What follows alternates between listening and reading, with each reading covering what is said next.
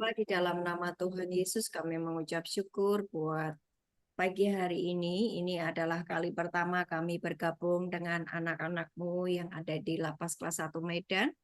Terima kasih Tuhan untuk kesempatan yang Kau berikan buat kami. Kami tahu bahwa hari ini ada surga terbuka di atas kepala kami, ada langit terbuka di atas kami, sebab itulah keinginan-Mu. Engkau tidak menginginkan kematian orang fasik, Engkau menginginkan pertobatan kami semua. Sebab sesungguhnya Engkau sudah menyediakan keselamatan buat kami, tetapi seringkali kami memilih jalan kami sendiri. Tuhan, ampunilah kami. Hari ini kami mau belajar kebenaran firman-Mu. Urapi setiap kami, terkhusus untuk anak-anak-Mu yang ada di Lapas Kelas 1 Medan, Tuhan. Semua selubung-selubung yang di kepala mereka dibuka hari ini. Dan semua hati yang keras diubah menjadi hati yang lembut, mudah diajar, mudah dibentuk. Tuhan, berikan hati yang baru kepada seluruh jemaat kelas 1 Medan, Lapas kelas 1 Medan. Berikan hati yang baru, roh yang lembut, mudah diajar, mudah dibentuk. Mari urapi Tuhan setiap kami. Berbicaralah kepada kami. Kami mengikat setiap roh-roh jahat yang hendak mencuri firman. Kami ikat, kami patahkan di dalam nama Yesus. Roh Kudus, ambil alih atas ibadah pagi hari ini di dalam nama Tuhan Yesus. Haleluya. Amin. Amin. Amin. Ya, silakan duduk. Shalom semuanya. Halo. Ya, hari ini kita pertama kali ketemu, ya. Dan saya harap nanti ada pertemuan-pertemuan selanjutnya. Dan saya adalah orang yang berfokus untuk melayani jiwa-jiwa sampai mereka ketemu Tuhan. Itulah kerinduan saya, ya, bahwa setiap orang yang percaya kepada Tuhan Yesus itu memiliki pengharapan, ya, memiliki pengharapan asal apa? Mau mendengarkan setiap arahan, ya, mau berubah seperti yang Tuhan mau. Oke, hari ini saya kasih judul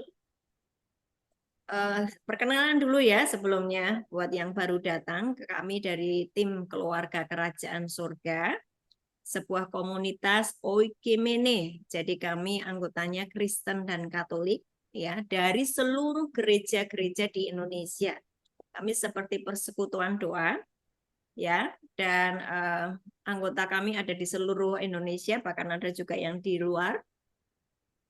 Terus apa yang kami kerjakan adalah pendampingan jiwa-jiwa. Kami mengajarkan firman kepada mereka sampai mereka terhubung dengan Tuhan, ngalami Tuhan nyata, bukan hanya Kristen Katolik KTP. Enggak. Kami dampingi sampai mereka mengalami Tuhan dan sampai mereka hidupnya dipulihkan dan menjadi terang dan garam buat sekelilingnya. Yang kami kerjakan sampai dengan hari ini sudah buka di 20, hampir 20 lebih ya, 20 lapas. Ya, kami melayani yang dekat kami layani via onsite, jadi kami hadir di sana karena tempat tinggal saya di Semarang, saya selalu onsite, ya, berada bersama dengan WB-WB yang ada di Gedung Pane Semarang sebulan sekali.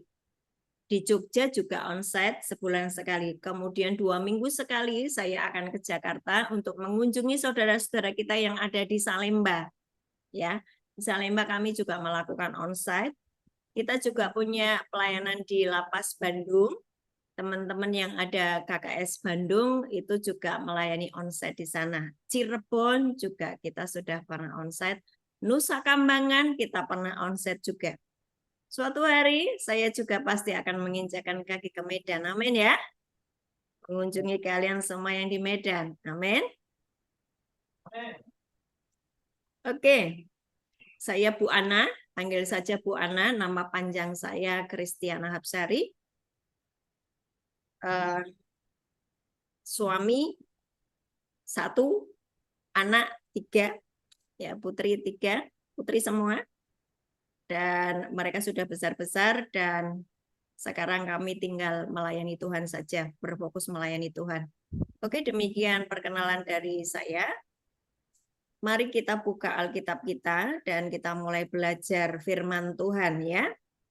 Hari ini saya beri judul pijakanmu menentukan nasibmu. Ya. Pijakanmu menentukan nasibmu. Kalau saya bicara pijakan berarti kaki ya. Betul kan? Betul ya? Kalau saya ngomong pijakan berarti kamu berfokusnya kepada kaki. Kalau saya berbicara pikiran, fokusmu di kepalamu. Ya. Kalau saya bicara pijakan, berarti engkau memperhatikan langkah-langkahmu. Engkau memperhatikan kakimu. Di pijakan mana kakimu? Buka di Roma 8 ayat 1 dan 2. Roma 8 ayat 1 dan 2. Saudara perhatikan bahwa dari kitab perjanjian lama sampai perjanjian baru, Tuhan itu selalu punya dua pilihan. Ya, Tuhan selalu menawarkan dua pilihan. Dari kitab Kejadian, Adam dan Hawa, Adam diberitahu seluruh buah ini kamu boleh makan. Ini, cuman perhatikan dua buah ini. Yang satu adalah pohon kehidupan, yang satu adalah pohon pengetahuan hal baik dan jahat. Tuhan sudah berfirman, jangan kau makan yang pengetahuan hal baik dan jahat. Sampai dengan hari ini, yang namanya dua buah itu masih ada loh, dua pohon itu masih ada loh. Jangan dipikir bahwa itu hanya terjadi di dalam masa Adam dan Hawa saja. Sampai hari ini Tuhan itu kasih dua pilihan, you taat atau tidak. Kamu di pihak Tuhan atau kamu di pihak setan. Kamu mau hidup atau kamu mau mati. Kamu milih berkat atau kamu milih kutuk. Itu Tuhan tidak bisa memaksa. Karena itu pilihan kita. Yang sudah Tuhan Yesus kerjakan adalah semua hutang dosa kita diampuni jika kamu percaya kepada Yesus. Itu yang Yesus sudah kerjakan. Tetapi jika kamu sudah diampuni, dosamu jalan terus, berarti engkau memilih berpihak di iblis, kan gitu. Bagaimana Bu, kalau saya percaya sama Yesus tetapi dosa jalan terus? Upah dosa adalah maut. Loh, bukannya kalau percaya sama Yesus mati masuk surga? Setiap kali engkau mendengar kebenaran, engkau nabrak kebenaran, engkau melanggar ketetapan Tuhan, Tuhan tidak bisa mengingkari firman-Nya. Jadi tetap upah dosa adalah maut. Kecuali pada saat terakhir, sebelum ajal itu menimpa, engkau berkata, please ampuni dosaku, Tuhan. Tapi tidak semua orang mendapatkan kesempatan untuk bertobat pada waktu ajal menjemput loh. Betul nggak? Kalau tiba-tiba kecelakaan, tiba-tiba serangan jantung, nggak sempat ngucap apa-apa, langsung roh maut itu mencabut nyawanya. Ya, nah, mari kita belajar sungguh-sungguh, jangan mengabaikan setiap kesempatan yang Tuhan beri kepada kita. Roma 8 ayat 1 dan 2. Ini dulu ya, hidup oleh roh. Perhatikan ayat 1, saya bacakan. Demikianlah sekarang tidak ada penghukuman. Tidak ada penghukuman. Bagi siapa? Bagi mereka yang ada di dalam Kristus. Engkau di dalam Kristus. Tidak ada penghukuman. Di dalam Kristus itu gimana? Engkau tetap menyatu dengan Kristus, menyatu dengan firman-Nya. Engkau mempercayai firman. Engkau pikirannya isinya firman. Engkau mulutnya deklarasikan firman. Engkau di dalam firman, di dalam Yesus. Tidak ada penghukuman. Ayat berikutnya. Roh yang memberi hidup telah memerdekakan kamu dalam Kristus dari hukum dosa dan hukum maut. Sini kita ketemu dua hukum. Ya. Yang ayat pertama tadi, engkau di dalam Kristus. Engkau berada di dalam pijakan hukum roh dan kehidupan. Ya kan? Roh yang memberi hidup telah memerdekakan kamu dalam Kristus dari hukum dosa dan hukum maut. Hukum yang kedua adalah hukum dosa dan maut. Perhatikan. Hukum yang pertama adalah hukum roh dan kehidupan. Roh dan kehidupan. Kamu hidup di dalam roh dan kamu hidup. Itu hukum roh dan kehidupan. Pijakan kakimu. Langkah-langkah kakimu. Engkau ngerti hukum-hukum Tuhan. Yang namanya mencuri, membunuh, berzina, yang namanya iri hati, semua kedagingan tidak akan mendapatkan bagian dalam kerajaan surga. Galatia 5 ayat 19 sampai 21 itu kamu ngerti.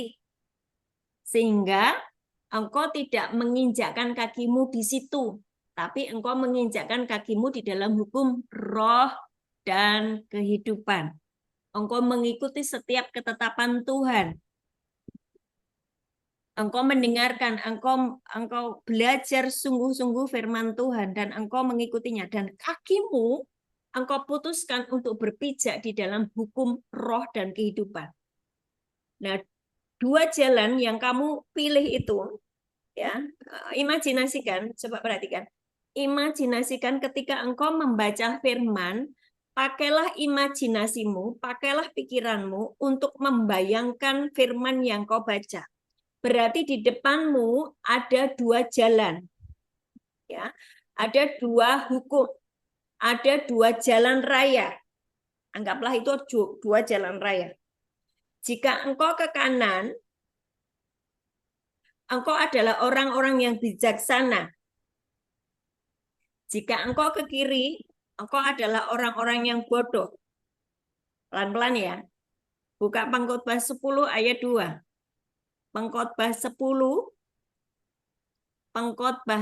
Perjanjian Lama ayat 2. Ini saya mau mencoba untuk membuat kalian paham kenapa aku berada di sini. Kenapa masa depanku hancur? Kenapa keluargaku berantakan? Kenapa pekerjaanku hancur? Ya. Coba perhatikan Yakub Pengkhotbah 10 ayat 2 dibaca coba. Sudah ketemu?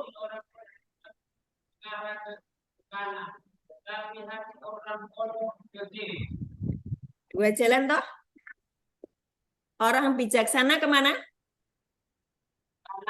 Kanan. Orang bodoh? Kiri. Itu perjanjian lama. Sekarang perjanjian baru. Buka Matius 7 ayat 24. Dua ya tadi ya. Pokoknya imajinasikan. Matius 7, 24. Judulnya apa itu? Dua macam dasar. Betul ya? Coba. Udah ketemu belum? Matius 7 ayat 24. Sampai 27. Yang sudah ketemu katakan amin. Oke, saya bacakan ya karena suara kalian tidak kedengaran oleh saya. Dua macam dasar. Matius 7 ayat 24. Setiap orang yang mendengar perkataanku, berarti ini punya besar perkataan Yesus, dan melakukannya, ia sama dengan orang bijaksana. Berarti sebelah mana tadi? Kanan toh? Ya. Ya sama dengan orang bijaksana yang mendirikan rumahnya di atas batu. Kemudian turunlah hujan dan datanglah banjir, lalu angin melanda rumah itu. Tetapi rumah itu tidak rubuh sebab didirikan di atas batu. Tetapi setiap orang yang mendengar perkataanku ini dan tidak melakukannya, berarti Kristen Katolik KTP. Ya, percaya sama Yesus tapi dosanya jalan terus, nggak pernah baca Alkitab, nggak pernah memperhatikan setiap perkataan Tuhan. Kalau di gereja dengar firman, habis itu keluar dari gereja lupa tadi firmannya apa. Ya, itu namanya dengar firman tapi tidak melakukannya. Ya, sama dengan orang yang bodoh mendirikan rumahnya di atas pasir, kemudian turunlah hujan dan datanglah banjir, lalu angin melanda rumah itu sehingga rubuhlah rumah itu dan hebatlah kerusakannya. Perhatikan semua di sini. Yang di sebelah kanan, ya, Pengkhotbah 10 ayat 2 tadi, adalah orang bijaksana. Siapa orang bijaksana? Dengar firman, melakukan. Maka ketika terjadi yang namanya malapetaka, terjadi yang namanya kegoncangan, terjadi yang namanya masalah, orang itu tetap berdiri kokoh. Orang itu tetap struggle. Orang itu tetap imannya kokoh. Ya, karena Roma 8 ayat 1, orang yang berada di dalam Kristus, dia akan tetap hidup. Ya, demikianlah sekarang tidak ada penghukuman bagi mereka yang ada di dalam Kristus Yesus. Tidak ada penghukuman. Jadi meskipun ada malapetaka, dia dihantam oleh fitnahan, dia dihantam oleh goncangan ekonomi, dia tidak mengalami goncangan. Karena firman-Nya jelas. Demikianlah sekarang tidak ada penghukuman bagi mereka yang ada di dalam Kristus Yesus. Bagi engkau dengar firman Tuhan, engkau merenungkannya, engkau melakukannya, engkau memperhatikan setiap hukum-hukum Tuhan. Waktu ada goncangan, dia tetap berdiri tegak. Dan selalu ada pertolongan dari surga. Itu yang Tuhan mau. Nah, yang sebelah kiri, dengar firman, tapi mengabaikan, hatinya keras, hatinya tidak mau bertobat. Dengar firman, tapi dosa jalan terus. Engkau memutuskan berada di pijakan sebelah kiri jalannya. Sampai sini paham? Jadi sekarang sebetulnya kita bisa melihat nasib seseorang dari pijakannya. Betul nggak? Betul nggak? Kok bisa begitu, Bu? Engkau bisa melihat nasib orang dari kakinya di pijakan mana. Kalau pijakannya di dalam hukum, dosa, dan maut, apapun yang dia kerjakan tidak pernah berhasil sebab dia memilih kutuk. Buka Ulangan 28. Buka Ulangan 28.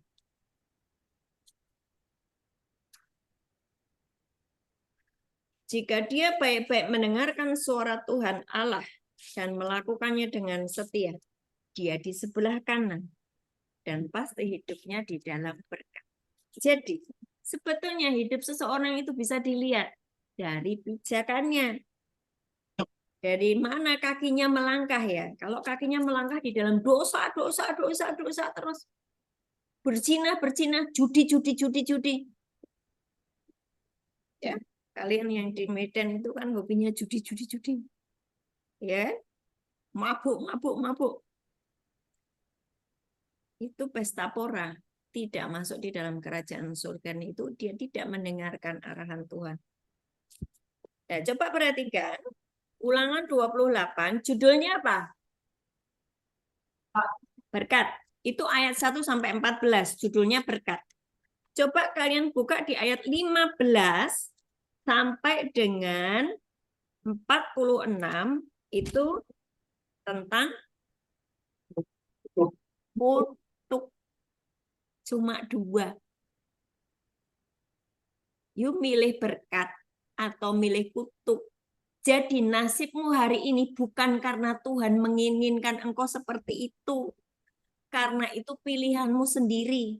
Kakimu melangkah di pijakan yang salah.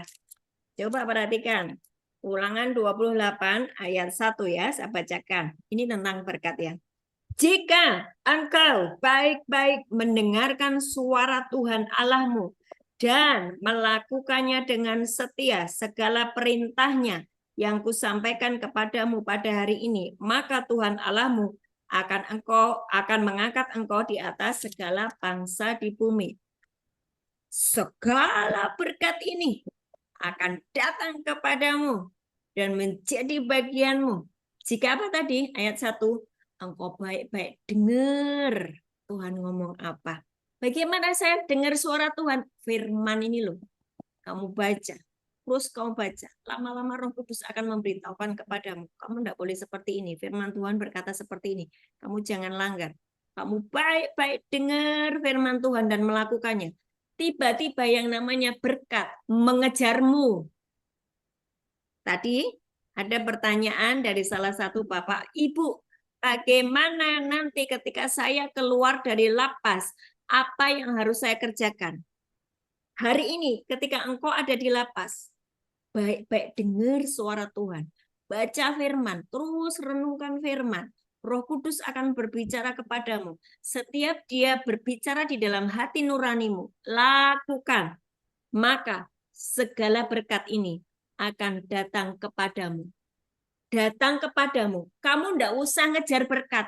Berkat itu ngejar kamu. Katakan amin. Kuncinya apa? Supaya kalian dikejar berkat. Baik-baik mendengar suara Tuhan, melakukannya. Amin. Segala berkat ini akan datang kepadamu, berarti akan mengejarmu. Akan menjadi bagianmu. Diberkatilah engkau di kota, diberkatilah engkau di ladang, diberkatilah buah kandunganmu, nggak ada orang mandul. Nggak ada yang dikerjakan gagal, gagal maning, nggak ada.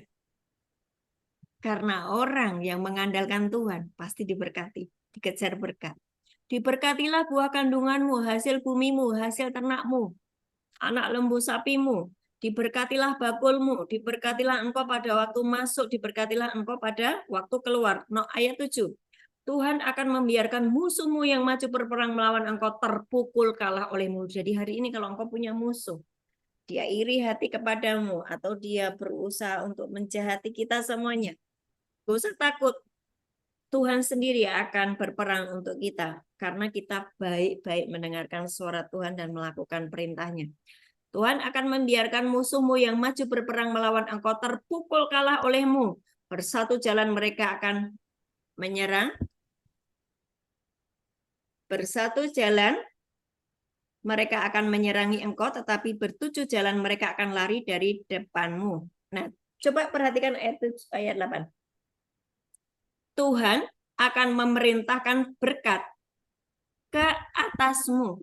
Jadi Tuhan yang ngomong, itu tolong Bapak itu, malaikat Bapak itu yang atas nama A, kasih dia berkat. Sebelum kebutuhanmu itu muncul, Bapa di surga sudah memerintahkan malaikatnya untuk kirimkan berkat ke atasmu. Itu ketika engkau berada di pijakan yang benar, hukum, roh, dan kehidupan. Ketika kakimu berpijak di jalan yang sebelah kanan, engkau dengar firman, engkau memperhatikannya, engkau dengar firman, engkau melakukannya, pijakanmu di jalan sebelah kanan.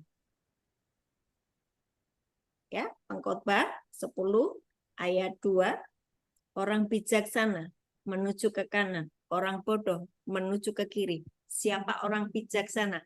Orang yang baik-baik mendengarkan perintah Tuhan, melakukannya. Orang-orang yang dibijakannya benar di dalam roh dan kehidupan, mereka akan memperoleh berkat. Itu rumus. Itu sudah rumus. Jadi kalau kita ini ngerti hukum-hukum seperti ini, hidup kita tidak pernah yang namanya susah. Karena kita udah ngerti hukum-hukumnya. Sampai di sini paham? Kalian yang paham kasih jempol ke atas biar saya bisa lihat. Paham enggak? Paham? Kasih jempol ke atas gini loh. Paham ya? Apa ada yang masih belum paham? Angkat tangan yang belum paham.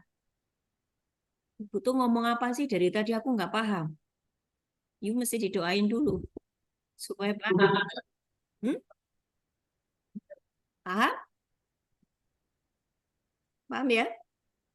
Tuhan akan memerintahkan berkat ke atasmu dalam lumbungmu ayat 8 dan di dalam segala usahamu ia akan memberkati engkau di negeri yang diberikan kepadamu oleh Tuhan Allahmu. Perhatikan ayat 13, Tuhan akan mengangkat engkau menjadi kepala bukan ekor.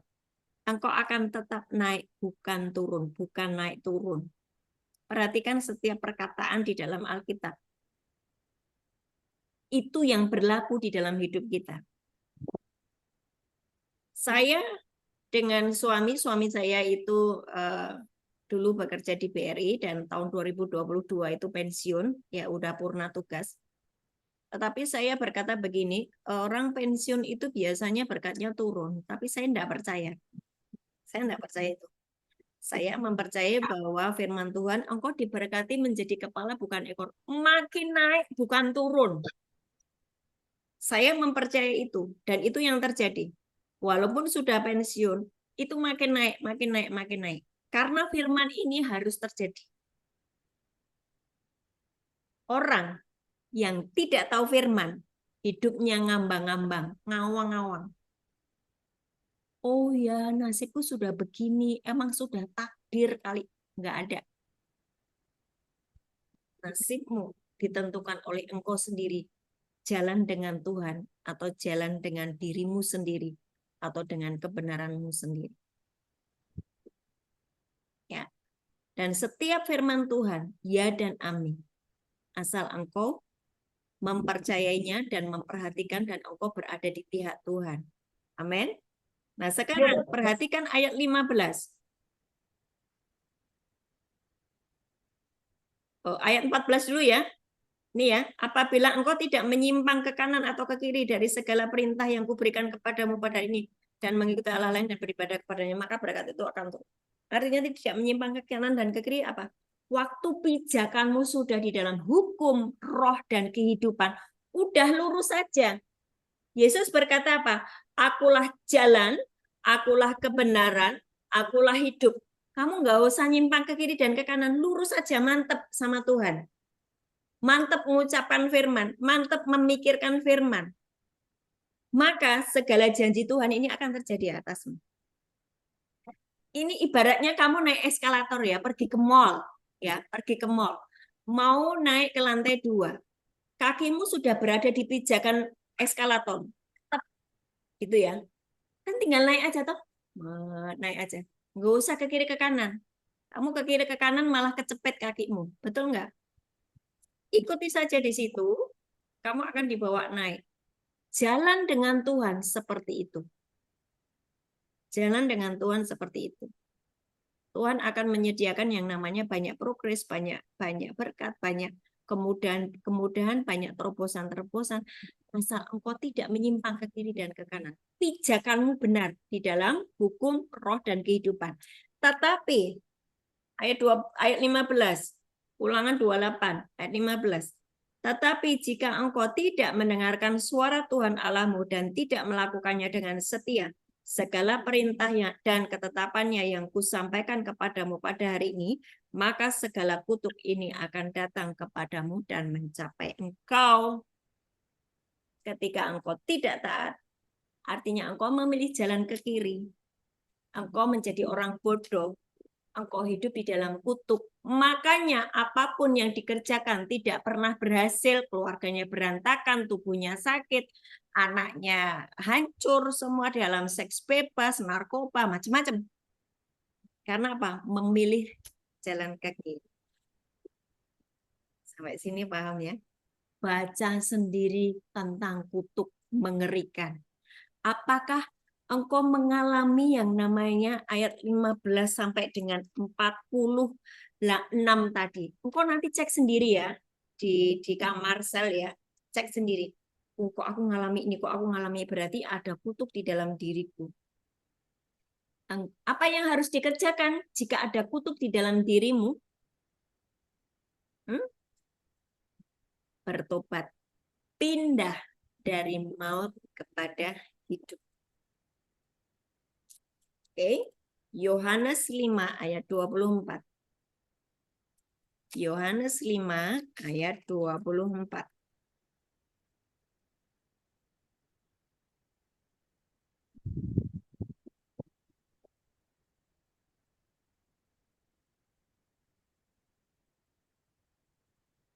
Sudah? Yohanes 5, 24, demikian firman Tuhan, aku berkata kepadamu, sesungguhnya barang siapa mendengar perkataanku dan percaya kepada dia yang mengutus aku, ia mempunyai hidup yang kekal dan tidak turut dihukum. Sebab ia sudah apa? Pindah. Garis bawah itu Alkitabmu. Dia sudah pindah dari mana? Pindah dari mana? Maut ke dalam hidup. Kakinya tadi pijakannya pindah dari kiri ke kanan. Sampai sini paham? Aku berkata kepadamu, sesungguhnya barang siapa mendengar perkataanku, percaya kepada dia yang mengutus aku, ia mempunyai hidup yang kekal dan tidak turut dihukum, sebab ia sudah pindah dari maut ke dalam hidup.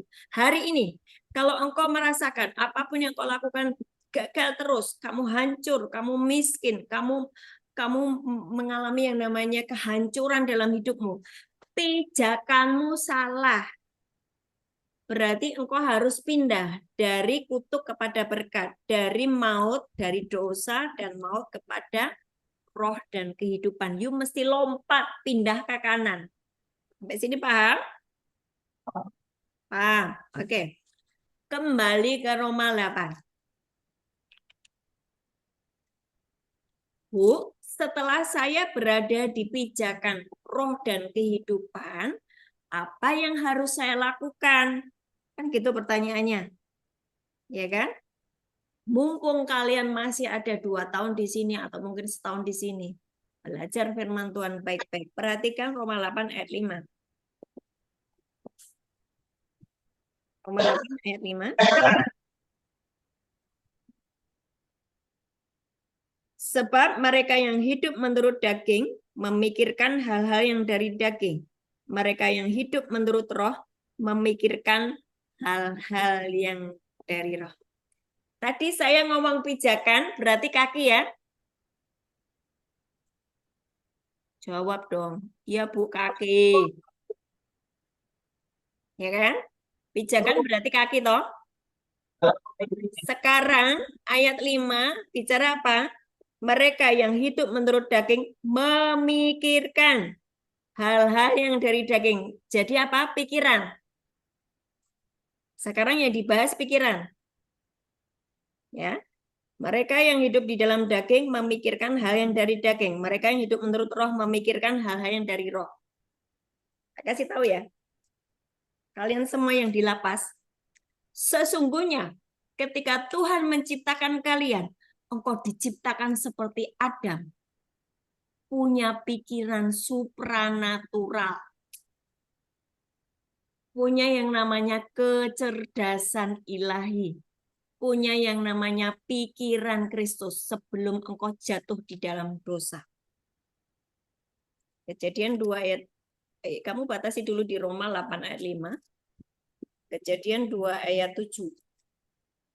Ini semua orang diciptakan memiliki pikiran.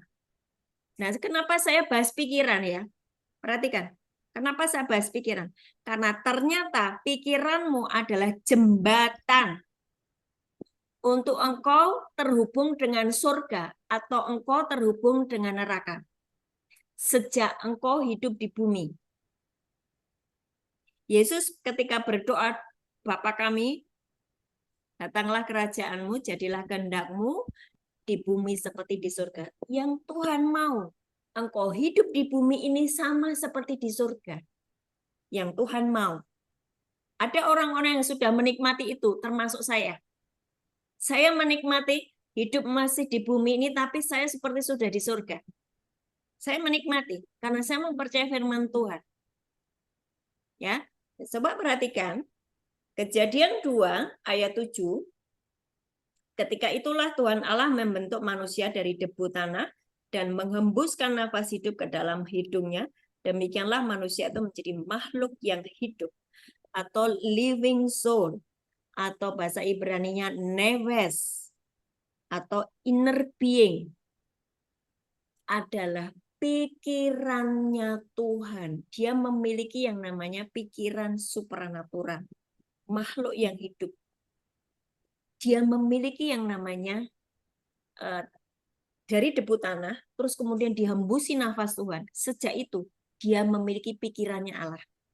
Makanya, kenapa Adam bisa memberi nama kepada seluruh binatang-binatang yang ada di Taman Eden. Luas Taman Eden itu antara Irak dan Iran dijadikan satu. Bayangin, bagaimana seorang diri dia memberi nama binatang-binatang itu. Kalau tidak, pikirannya Allah itu dikopi paste kepada Adam. Dan itulah pikiranmu sebetulnya. Pikiran saya sebetulnya.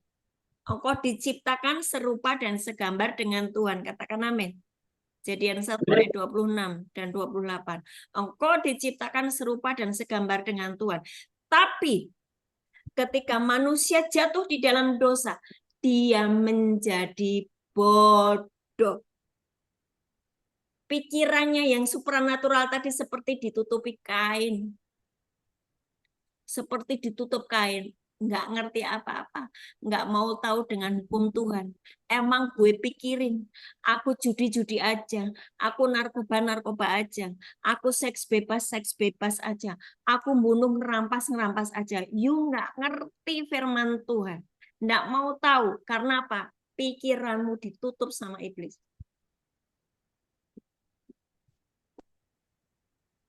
Itulah ketika Adam dan Hawa jatuh di dalam dosa, keluar dari Taman Eden. Sejak itu dia hidup di dalam susah, ya, hidup di dalam kesusahan. Tapi Yesus datang mengampuni, Yesus datang memulihkan hubungan manusia dengan Allah yang rusak itu tadi. Makanya Roma 8 ayat 1. Demikianlah sekarang tidak ada penghukuman bagi mereka yang ada di dalam Kristus Yesus. Pijakannya di dalam hukum roh dan kehidupan.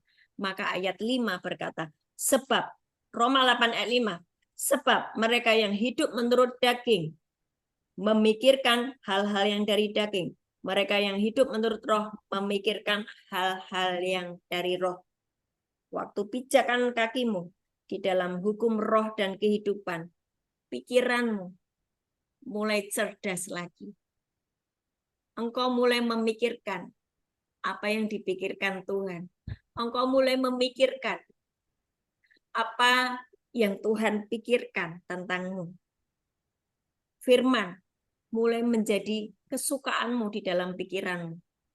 Menjadi tiba-tiba bisa mikir, wah aku nek model seperti ini, sampai mati dikubur, aku nggak ngerjain apa-apa, rugi. Bisa mikir. Ya. 6.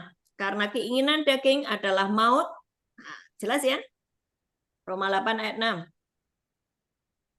Keinginan daging adalah maut, tetapi keinginan roh adalah hidup dan damai sejahtera. Jadi ketika engkau berada di pijakan dosa dan maut, ujungnya maut. Ujungnya yang namanya kutuk. Maka saya di awal tadi bisa ngomong, ya kan? Engkau bisa lihat loh, orang itu nanti 10 tahun ke depan kayak apa? Kalau hidupnya itu ada di dalam dosa dan maut. Tapi engkau juga bisa loh ngelihat orang ini nanti hidupnya berhasil. Wah, dia diberkati. Karena apa? Kesukaannya firman Tuhan. Dia taat, dia hidupnya bersih, dia lurus, dia mempercayai hukum-hukum Tuhan. Suatu saat dia akan berhasil, beruntung. Dan karena itu firman, hukum, rumus. Jika Bapak semuanya hari ini yang mendengarkan saya, engkau ngerti ini, engkau bisa ngajari anak-anakmu. Dengar anak-anakku, engkau jangan memilih seperti jalannya orang bodoh. bapakmu dulu sudah bodoh melakukan ini.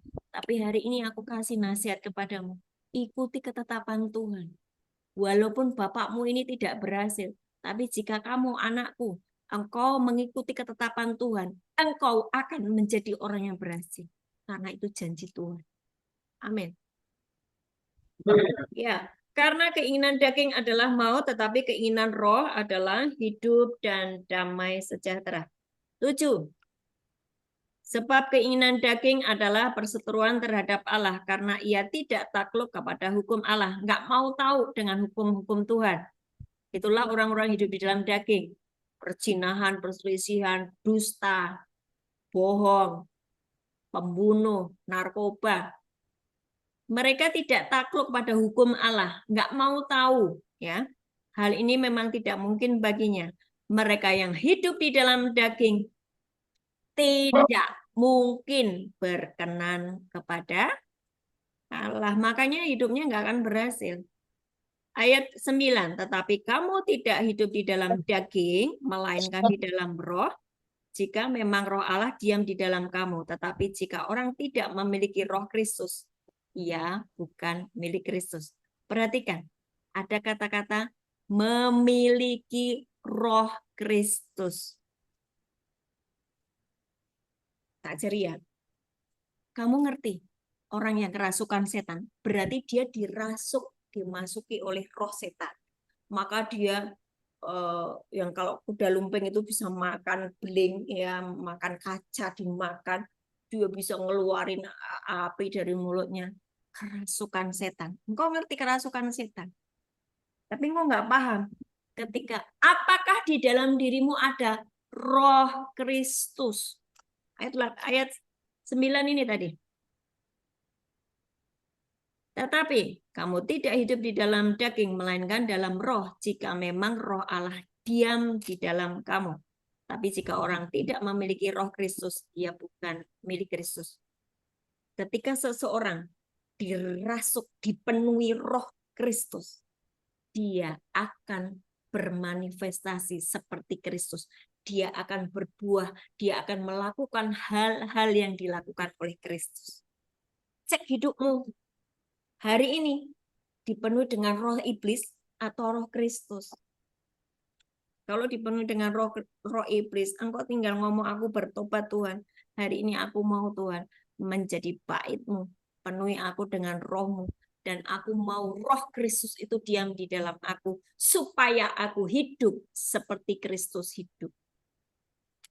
Amin. Tetapi jika Kristus ada di dalam kamu, ayat 10 ya, maka tubuh memang mati karena dosa, tetapi roh adalah kehidupan oleh karena kebenaran. Dan jika roh Dia yang telah membangkitkan Yesus dari antara orang mati diam di dalam kamu, maka Ia yang telah membangkitkan Kristus Yesus dari antara orang mati akan menghidupkan juga tubuhmu yang fana itu oleh rohnya yang diam di dalam kamu. Jadi saudara-saudara kita adalah orang-orang berhutang, tapi bukan kepada daging supaya kita hidup menurut daging. Sebab jika kamu hidup menurut daging, kamu akan mati. Ayat 13, jelas ya? Pilihan pada dirimu sendiri, Tuhan nggak bisa maksa engkau. Tapi jika oleh roh kamu mematikan perbuatan tubuhmu, kamu akan hidup. Semua orang yang dipimpin roh Allah adalah anak Allah. Sebab kamu tidak menerima roh perbudakan yang membuat kamu menjadi takut lagi. Tetapi kamu telah menerima roh yang menjadikan kamu anak Allah. Oleh roh itu kita berseru, ya Aba, ya Bapa. Jadi ada pertanyaan. Ibu, ketika nanti kami keluar dari lapas, apa yang harus kami kerjakan? Oh, kamu tahu firman ini hari ini. Engkau tahu identitasmu sebagai anak Allah. Kamu bukan anak iblis. Yohanes 1 ayat 12 berkata, kalau engkau percaya kepada Yesus Kristus, engkau disebut anak Allah. Identitasmu itu anak Allah. Sebagai anak Allah, Bapamu di surga bertanggung jawab penuh atas hidupmu. Ketika engkau berseru, ya apa ya Bapa, berikan aku pekerjaan, ketemukan aku dengan orang yang tepat, untuk aku bisa bekerja, dan untuk aku hidup lurus bersama dengan engkau. Doa yang baik pasti didengar. Bapakmu akan menjawab doa yang baik, yang benar, yang sesuai dengan kehendaknya. Tetapi dengan catatan, kakimu tadi dipijakan yang benar. Nih, dengar ya. Kan doa orang fasik tidak didengar oleh Tuhan. Ketika pijakan kakimu masih di dalam dosa, kamu doa apa saja nggak didengar. Jadi gimana harusnya? You mesti bertobat, pindah ke dalam roh dan kehidupan. Aku bertobat Tuhan. Mulai hari ini, aku akui segala dosaku. Aku mau jalan di sebelah kanan, dalam roh dan kehidupan. Aku mau jalan bersama dengan Roh Kudus dan firman. Aku mau jalan dengan Roh Kudus dan firman. Sekali lagi, aku mau jalan dengan Roh Kudus dan firman. Aku mau hidup di dalam roh. Aku pastikan aku ada di dalam berkat-berkat. Sebab aku anakmu. Sampai di sini paham? Jadi kalian mau memilih hidup dengan cara berpikir yang diperbarui atau cara berpikir manusia lama? Mau diperbarui dengan cara berpikir manusia yang baru ya. Di dalam Kristus, kamu adalah ciptaan baru. Yang lama sudah berlalu, yang baru sudah datang. Jangan memakai cara pikirmu yang lama. Jangan kau campur yang lama dan yang baru, jangan dicampur. Kalau dicampur nanti terjadi pergumulan hidup. 2 Korintus apa itu? 4 ayat 4, 2 Korintus 5 ayat 4. Jadi kalau nyampur cara berpikirnya, dicampur, engkau mengalami tekanan hidup.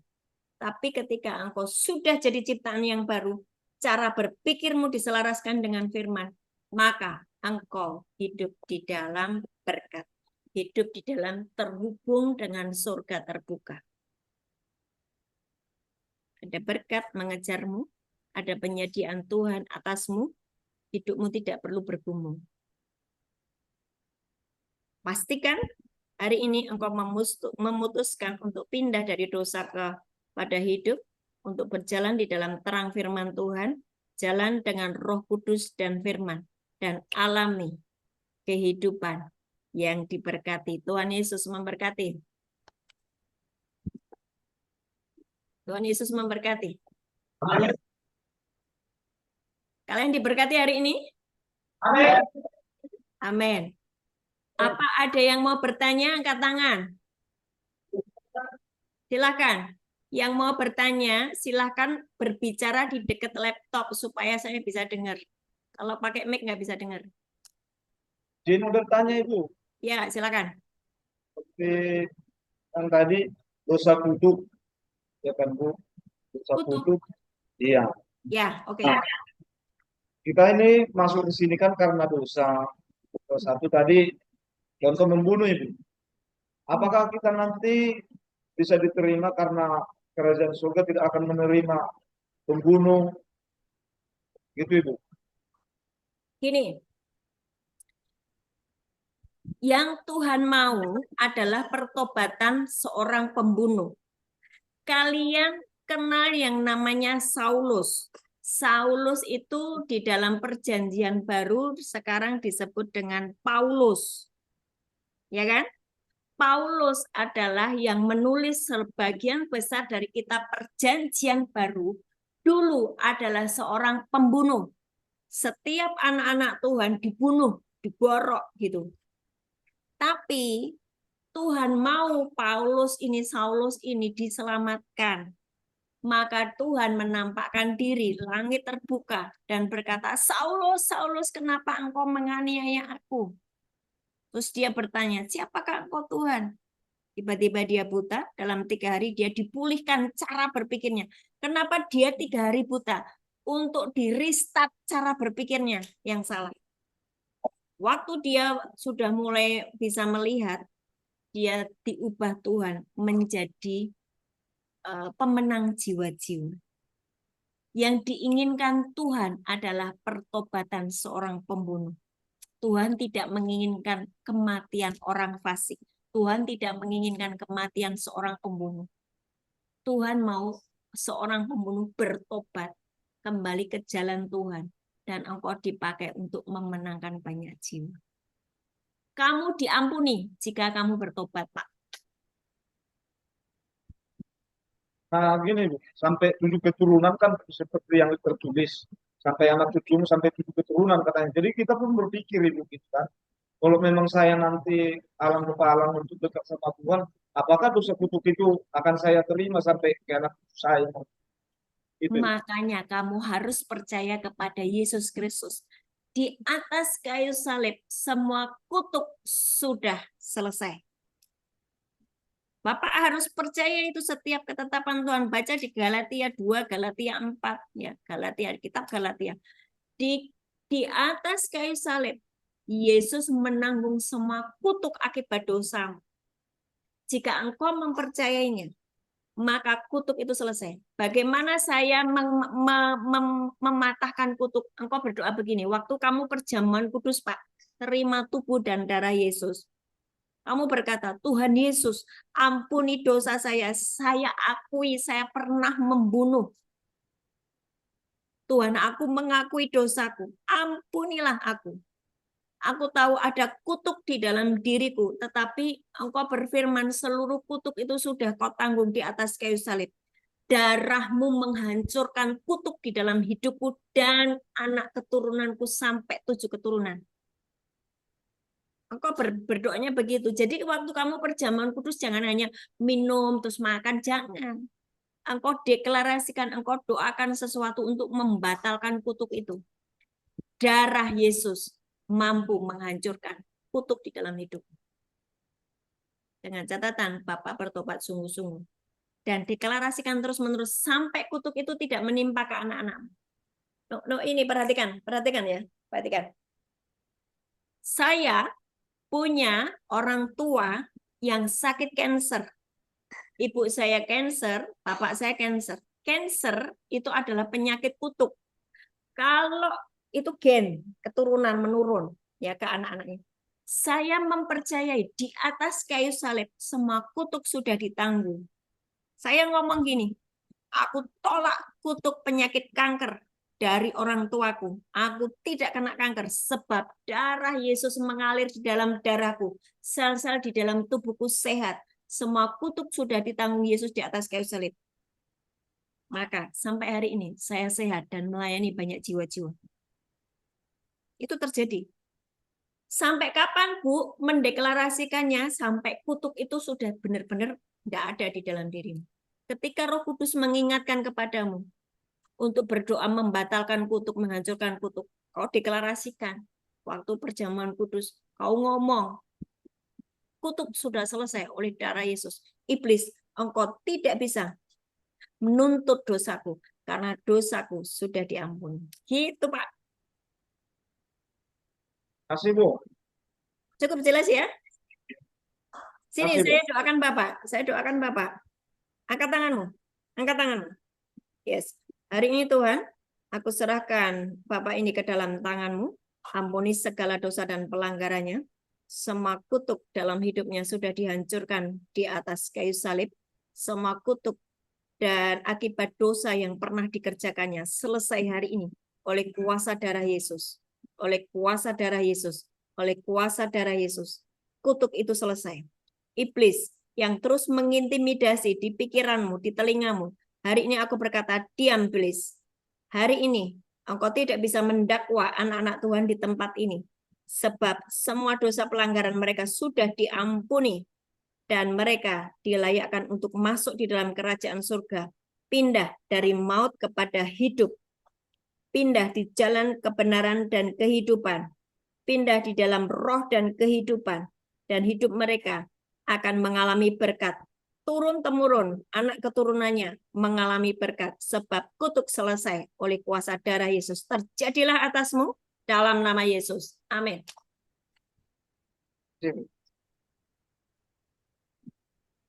Berlaku buat semua ya. Dosa apapun kalian, engkau harus datang kepada Tuhan dan minta ampun. Supaya kutuk akibat dosamu tidak menimpa anak keturunanmu. Ada lagi? Ada lagi yang mau bertanya?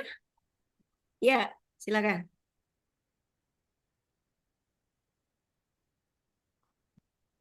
Ya Bu, saya bertanya ini Bu.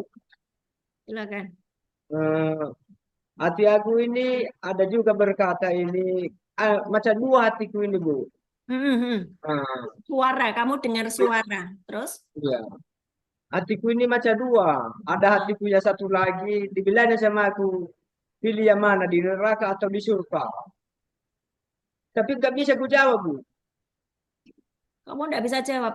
Karena Ah, kamu enggak pegang ini. Ini pegang ini ketetapan, ini hukum.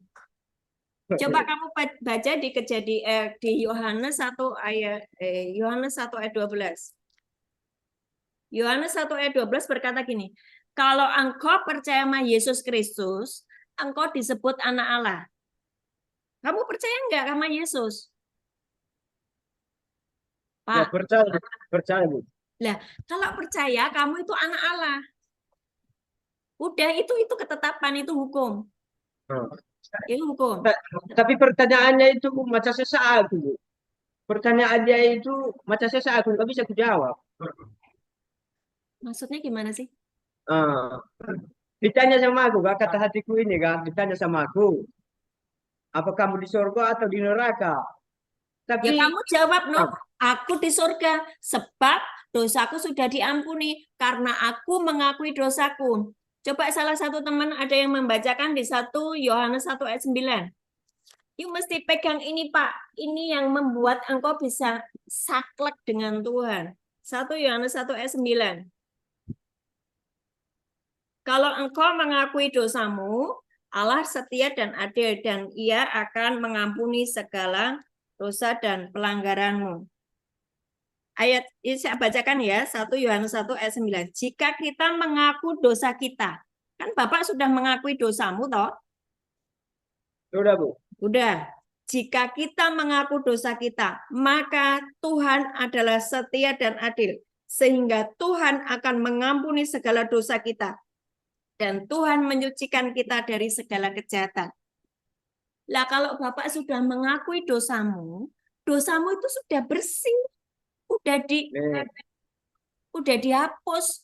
Tuhan nggak punya file dosamu. Tuhan udah lupa kamu tuh bikin dosa apa. Waktu kamu sudah mengakui. Yang masih ngingat-ngingat itu siapa? Iblis. Maka iblis dibilang pendakwa saudara-saudara kita siang dan malam. Lah kalau kamu anak Allah ya kamu dengar Roh Kudus, jangan dengar iblis. Bagaimana kamu dengar Roh Kudus? Firman Tuhan itu peganganmu, itu suara Roh Kudus. eh, Oke? oke, Makanya baca Alkitab, Bapak sayang, itu yang akan membuat engkau tidak ragu-ragu. Oke? oke Bu. Makasih Bu. Kalau kayak gini nih aku gemes pengen tak datangi kalian. Terima kasih Bu ya. Dari sampai paham. Ya, ada lagi?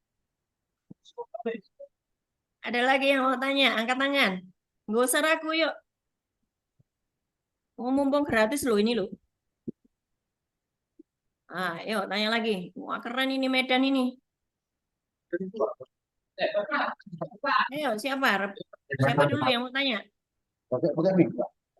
Nggak usah pakai mic.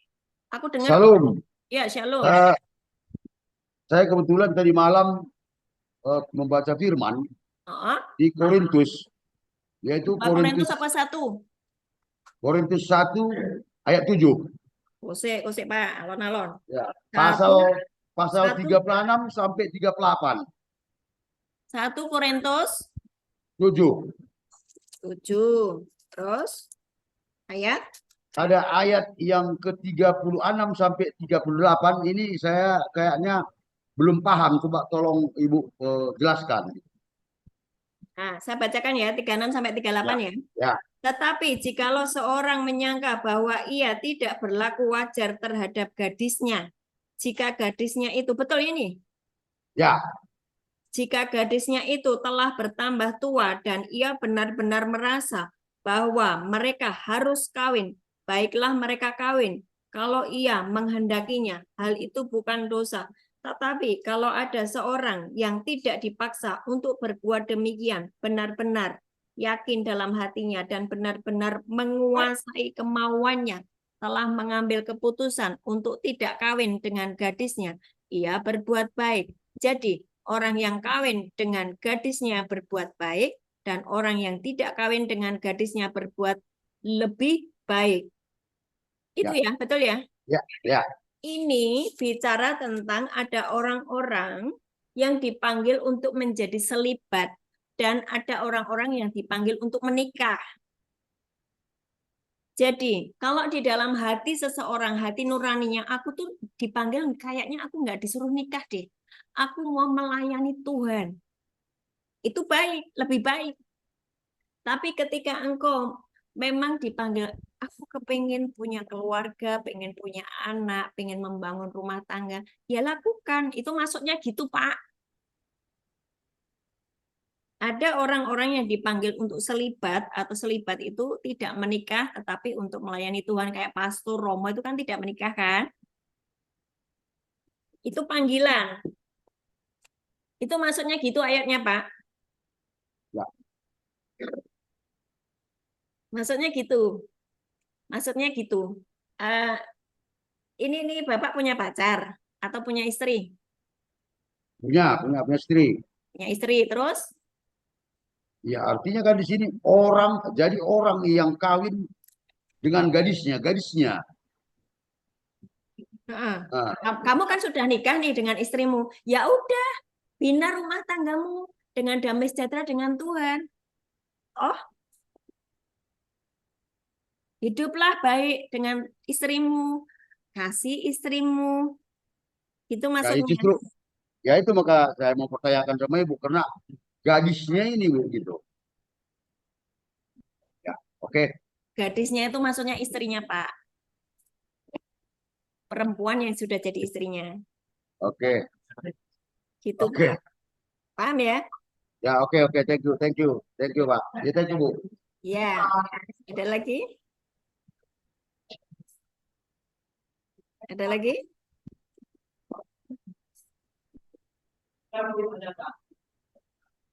Oh, sudah. Sudah ya, Pak. Oke, mari kita tutup. Mari bangkit berdiri.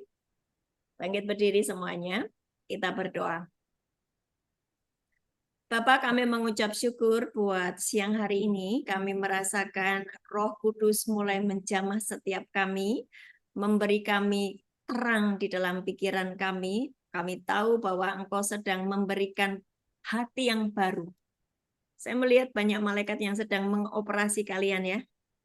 Taruh tanganmu di dada. Taruh tanganmu di dada. Tuhan, berikan aku hati yang baru dan roh yang bersih. Tuhan, aku mau Tuhan Engkau memberikan kepadaku hati yang lembut, hati yang taat. Aku mau Tuhan benar-benar menjadi ciptaan yang baru. Aku mau taat, tinggallah di dalam hatiku Tuhan. Aku mengundang Engkau masuk di dalam hatiku, tinggallah di dalam hatiku Tuhan. Roh Kudus ambil alih hidupku. Taruh tanganmu di kepala. Taruh tanganmu di kepala. Kepala. Hari ini setiap pikiran-pikiran najis, setiap pikiran-pikiran yang melawan firman Tuhan, aku hancurkan di dalam nama Yesus. Mulai hari ini, pikiranmu yang dipenuhi dengan kedagingan, digantikan memikirkan yang dari roh. Engkau diberikan pikiran Kristus. Mulai hari ini, pandai cerdas, engkau penuh hikmat Tuhan. Engkau bisa memakai pikiranmu, supranatural, menjadi seperti anak Allah, seperti Adam sebelum jatuh di dalam dosa. Engkau bisa memikirkan hal-hal yang baik. Engkau bisa mengambil keputusan yang baik seperti yang Tuhan mau. Engkau diberi pikiran Kristus dalam nama Yesus. Angkat tanganmu dua-duanya. Bapak, hambamu sudah selesai dengan anak-anakmu di lapas kelas 1 Medan. Hari ini aku serahkan mereka semuanya dari belakang sampai ke depan. Mereka semuanya aku taruh dalam genggaman tangan. Siapapun yang sudah aku taruh dalam genggamanmu, tidak ada yang bisa merampas dari tanganmu. Selama-lamanya mereka akan menjadi milik kerajaan surga. Ampuni segala dosa mereka, bebaskan mereka dari segala kutuk oleh kuasa darah Yesus, dan jadikan mereka ciptaan yang baru, manusia yang baru, taat dan dengar-dengaran akan firman-Mu. Dan biarlah segala berkat ini akan mengikuti mereka. Tuhan memberkatimu dan melindungimu. Tuhan menyinari engkau dengan wajah-Nya dan memberi engkau kasih karunia. Tuhan menghadapkan wajah-Nya kepadamu dan memberi engkau damai sejahtera. Amin. Amin. Amin. Ya, Tuhan Yesus memberkati. Terima kasih, Pak. Sampai jumpa bulan depan semuanya.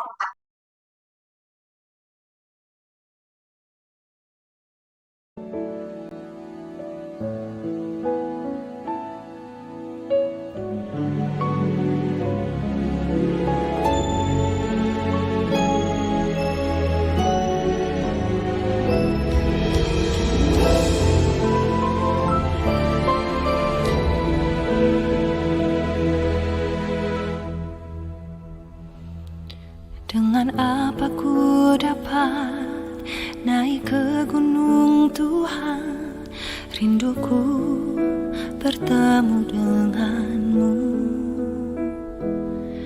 Dengan hati yang murni, tangan yang bersih, ku naik ke atas gunung kudus Tuhan. Dengan apa ku dapat naik ke gunung Tuhan, rinduku bertemu denganmu. Dengan hati yang murni, tangan yang bersih, ku naik ke atas gunung kudus Tuhan.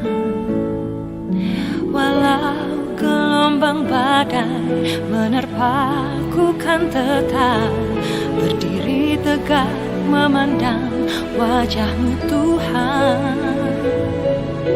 Takkan ku serahkan hidup kepada dunia ini, setia selesaikan pertandingan. Aku berjanji mengejar yang berkenan kepada Bapa. Kebenaran, damai sejahtera, sukacita oleh Roh Kudus. Aku berjanji hidup dalam kekudusan bersama